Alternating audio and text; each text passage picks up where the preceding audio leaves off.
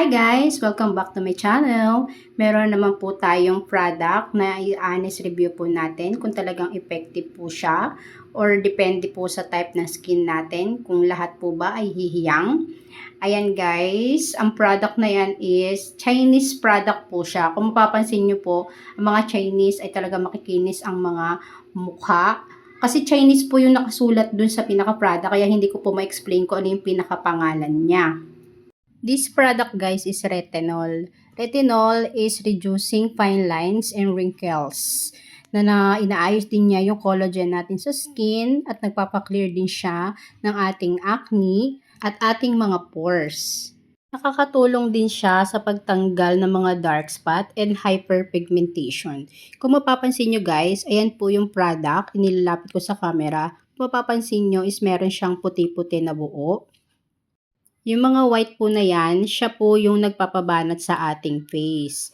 Ayan guys, kung mapapansin nyo, puro halos may puti siya. Later, ipapakita ko sa inyo kung paano siya i-blend. Maglalagay lang tayo ng small amount sa ating face. Nilagyan ko na rin yung area na medyo dark tulad ng aking eye bag. Pagka biniblend po natin siya, kailangan po tunawin po natin yung kulay white kasi siya po yung tutulong para po bumanat ang ating muka. Dahil nga po first use ko pa lang po, ay gagawin ko po siyang 7 days na sunod-sunod na paggamit po natin. Every night lang po pala ang paglagay po nito at wag na wag po siyang gagamitin pagka lalabas po tayo ng bahay. Ang pwede nga po palang gumamit nito is start of 30 years old dahil bumababa na rin po ang ating collagen sa ating face para po mapalitan po ang collagen at bumanat po ang ating mga mukha at maiwasan po natin ang wrinkles. This is my first day to use this product. Kung mapapansin nyo guys, nag-iba po yung texture ng aking face. Pag ina-apply po yung product is nagpo-white po siya.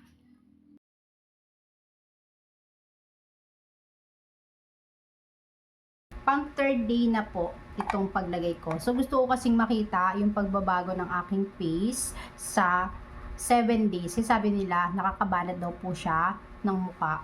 So pinapagamit ko rin si mother nito. Nakabili po ako nito ng buy one take one. Doon po sa isang platform na alam niyo na kung saan yung may mga nagbebenta. Dalawa lang naman yan. Isang orange app at yung isa. Hindi tayo pwedeng magbanggit. So sa ano niya, sa amoy niya guys is amoy, alam nyo kung natatandaan nyo yung amoy yung dating ginagamit pa nung 90s, ewan ko lang kung sino sa inyo dyan yung nakakaalala, amoy siya mena. Alam nyo yung mena mena yung nilalagay sa mukha na dating pan cream, yung mena siya. Ewan ko kung sino sa inyo, comment sa comment section lang guys, mag-comment nyo dyan kung sino yung mga nakatry nung mena before nung 90s. Meron siyang may pagkaamoy ng mena. O, ayan yung product guys. Ayan siya. Yung white na yan, ayan yung nagpapabanat sa mukha natin. So, third day ko na. Actually, ang ganda ng effect niya. Ayan, no, kahit puyat ako, pero tignan mo naman, no, parang nababanat talaga yung mukha ko. Saka yung dito, oh. Ayan yung dito ko, oh.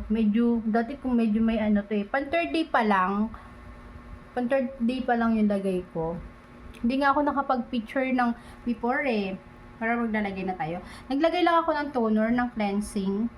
Tapos, dahil 7 days challenge ako nitong product na to, titignan natin kung ano yung magiging resulta niya. Sabi nung iba, pag matagal ka na daw pong gumagamit nito, dapat daw, konti na lang daw, tapos twice or once a week na lang daw ang paglagay. So, dahil nga bago pa lang tayo, challenge natin siya ng 7 days kung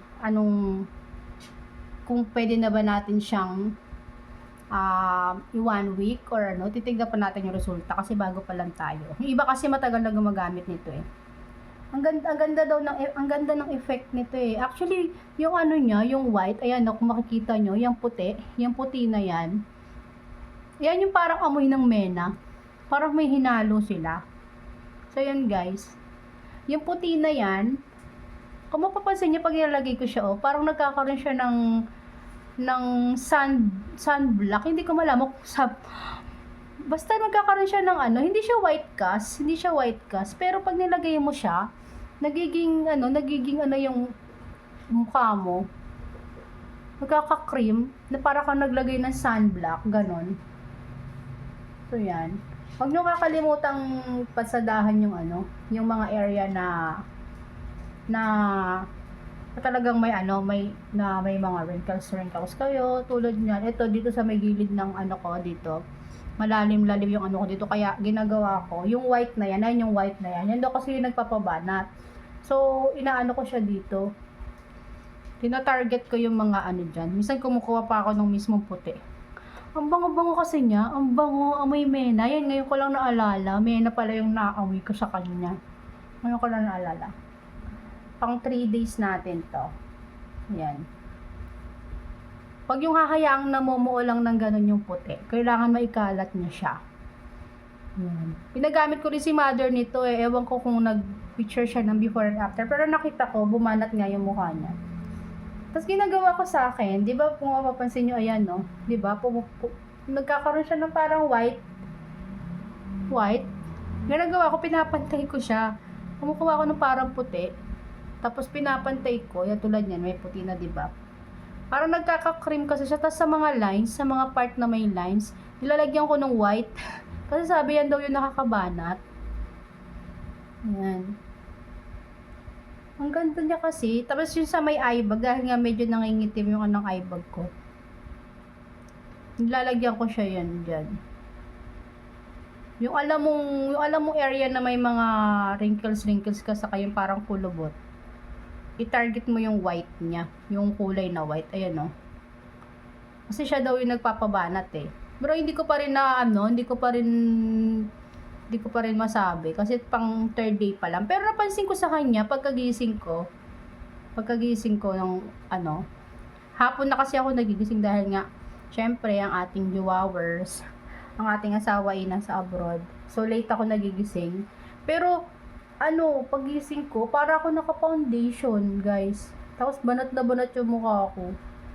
Hindi mo siya actually mararamdaman na bumabanat na parang akala mo hindi siya gano'n. Pero makikita mo sa mukha mo na bumanat talaga. Saka yun dito Tina-target ko kasi yung dito niya, saka yun dito. Saka sa noo. Syempre sa noo kailangan. So yan. Kung mapapansin nyo,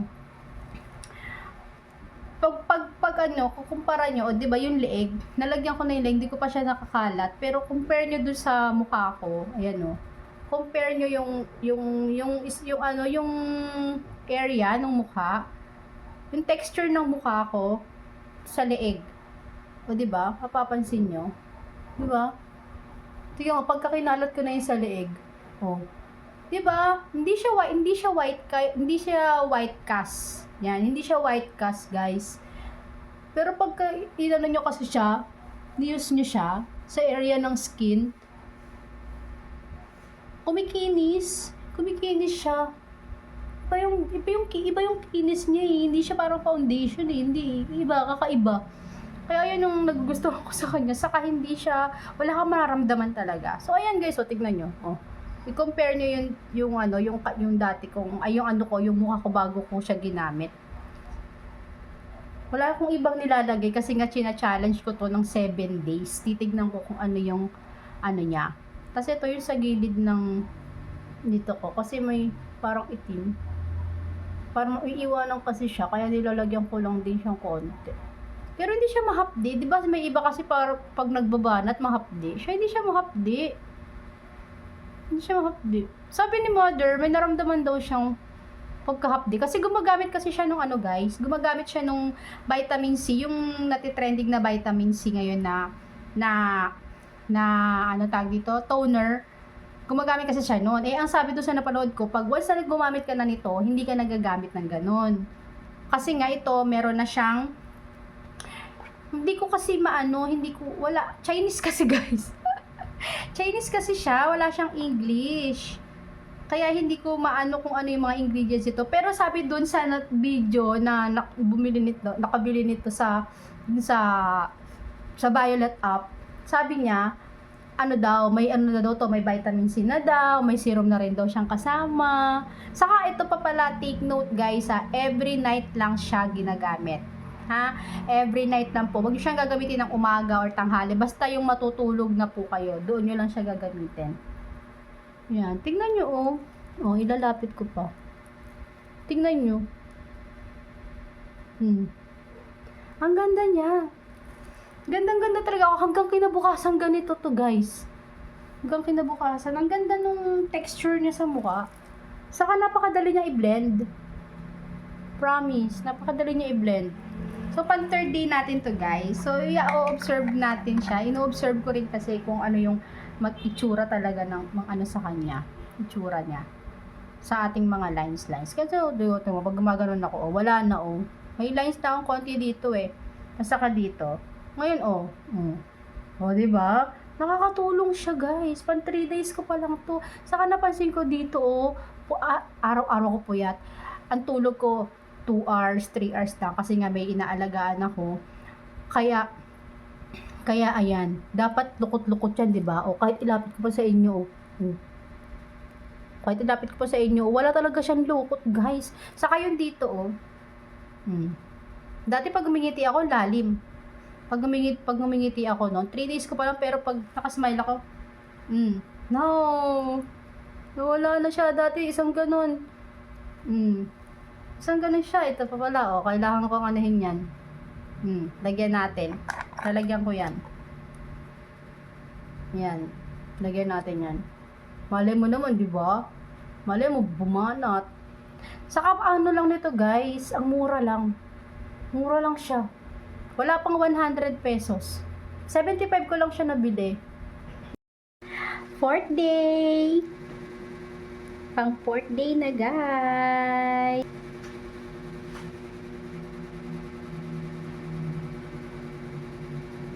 Medyo marami yung nilagay ko ngayon, guys. Kasi kanina sabi ni mama, hindi daw pantay yung kulay ng mukha. Pero pag dinamihan, first time kong gumamit ng ganito kadami. First time. Parang medyo ano siya. Medyo may hapde. Kasi hindi may ginamit, sinabayan ko siya ng toner. May sinamit akong toner. Kaya pala, yun nga, yung effect niya, mahapdi siya. Kailangan pala talaga hindi siya isabay. Kailangan pa magaganito ka ito lang. Parang sumobra yung ano ko, guys. Lagay ko. Parang napadami. Ayan, napadami yung lagay ko. Napadami. Kalat na lang natin. Kasi nasasayang siya pag sobrang dami, guys. Ito pala yung sinasabi ni mama na mahapdi. Na medyo mahapdi siya. Kaya pala siya mahapdi kasi first time ko sabayan ng toner. Ito, guys, sinabay ko yung toner na vitamin C, yung ganito. Isinabay ko siya. Mahapdi siya sa mukha pag sinasabay. First time kong isabay yan, ngayon lang. Ngayon pang 4th day ko, tinry ko. Kasi naubusan ako ng toner. Ang ginagamit ko lang kasi yung toner na yung toner na isa. Ayan, guys. Ano ko sa iyo nyo? Advice. Huwag nyo pong isabay. Huwag nyo isabay yung toner na vitamin C. Kasi mahapdi siya. Kaya pala sabi ni mama ko, mahapdi. Baka mamaya masunog yung mukha natin. Kasi may pagkahapdi siya. Ayan. Kaya huwag natin siyang isabay. Yan siya, meron siyang parang white cast.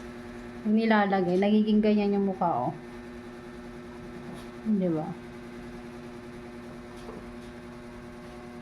Ang ganda niya. Medyo may humapdi nga lang kasi nga nilagyan ko nung Pansinin nyo yung area na wala sa meron. Diba? Kaya kailangan ipantay mo siya, ikalat mo. Para pantay. Kunin natin yung iba sa mukha. Kasi naparami yung lagi ko sa mukha.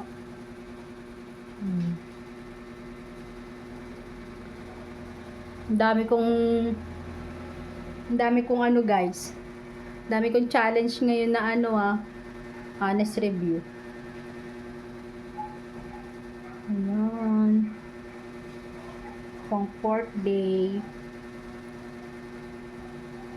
O, diba?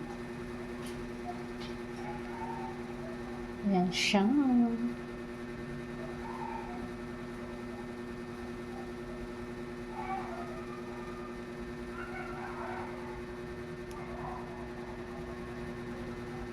Ang ganda niya pag nabiblend na sa mukha. Ang cute. Ang ano pala. Ang kinis-kinis. So, yan. Pang 4th day natin, guys. Pang 4th day to this product. Pang 4th day na po. Nalagyan yung kilay ko. Yan, pang 4th day na. More update tayo.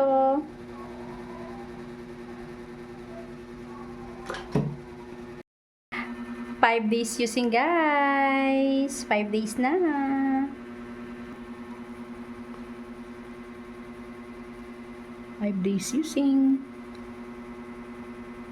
Hindi ako nag-toner, guys.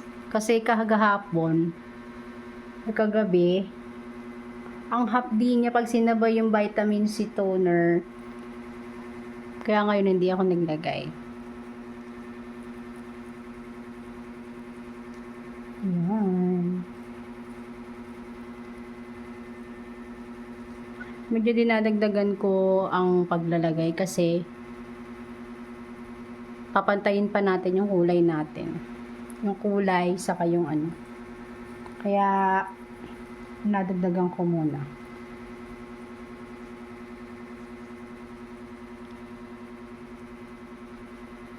Saka yung dito ko, sabi ni mother, yung mga dark na ano, area. Sabi niya, dagdagan ko daw dun kasi naiiwan daw.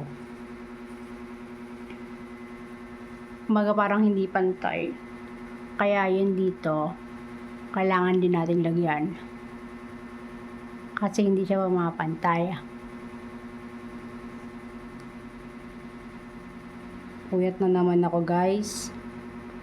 Buti na lang meron tayong pampabanat para yan naman hindi ano. Good luck naman talaga pag walang skincare. Good luck ang ating beauty. Araw-araw ako umaalis ngayon kasi may inaasikaso kami. Kaya may mga nilalakad-lakad ako. Yan. Ang dali-dali niya kasing i-blend, guys. Kaya ang sarap niyang gamitin. Ang dali niyang i-blend.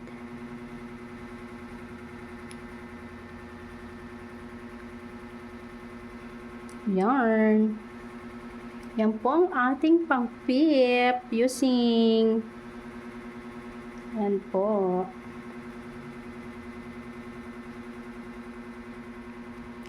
Thank you.